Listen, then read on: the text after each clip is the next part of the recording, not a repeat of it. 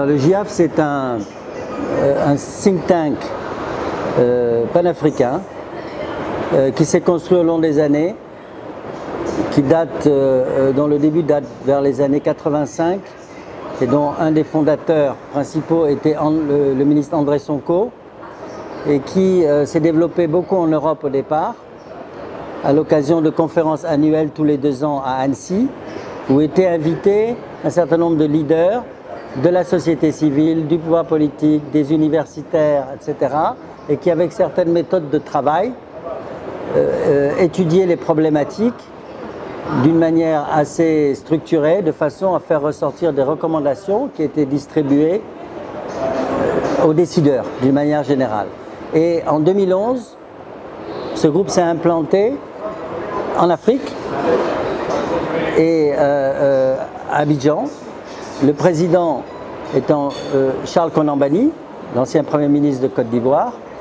Et ce groupe s'est donc complètement africanisé, avec toujours ce principe d'ouverture sur plusieurs pays et la volonté d'organiser des conférences internationales à Yamoussoukro avec cette méthode qui permet d'arriver, qui consiste en 2 jours de travail plein, des méthodes de travail avec distribution de paroles, avec des sujets très bien préparés, avec etc. Toute une méthode et surtout apolitique, des gens qui veulent faire progresser les choses, bouger les lignes et en mélangeant, je dirais, les avis, en travaillant en amont, au milieu et en aval, arriver à faire des recommandations très structurées. Voilà.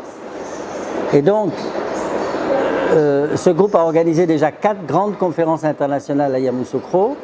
Et la caractéristique de ce groupe aussi, c'est que ce n'est pas simplement un groupe intellectuel, ce n'est pas simplement un groupe qui vise à des recommandations pratiques, c'est un groupe qui suit les recommandations dans les pays.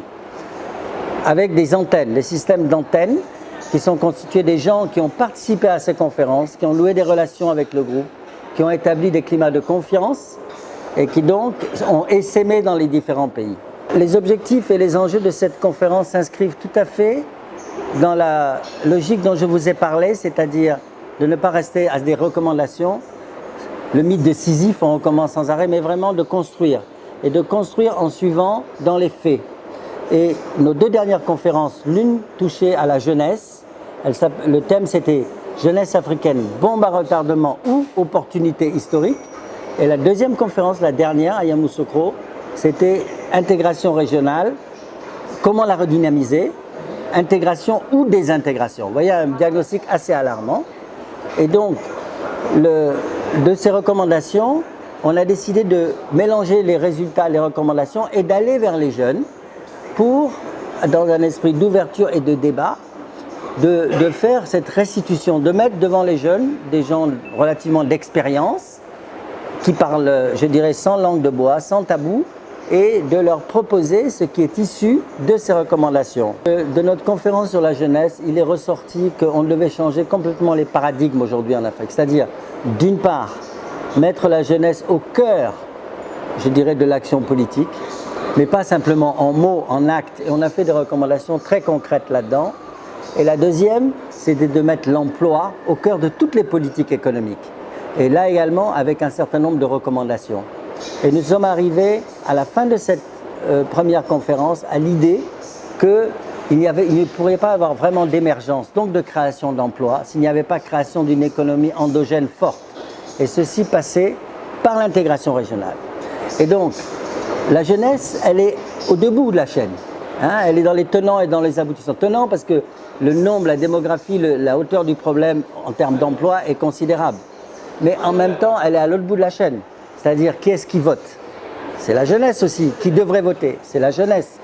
Qui est-ce qui, finalement, est le plus intéressé et a même, si je puis dire, de mieux s'intégrer avec l'esprit d'ouverture, c'est ça, la jeunesse.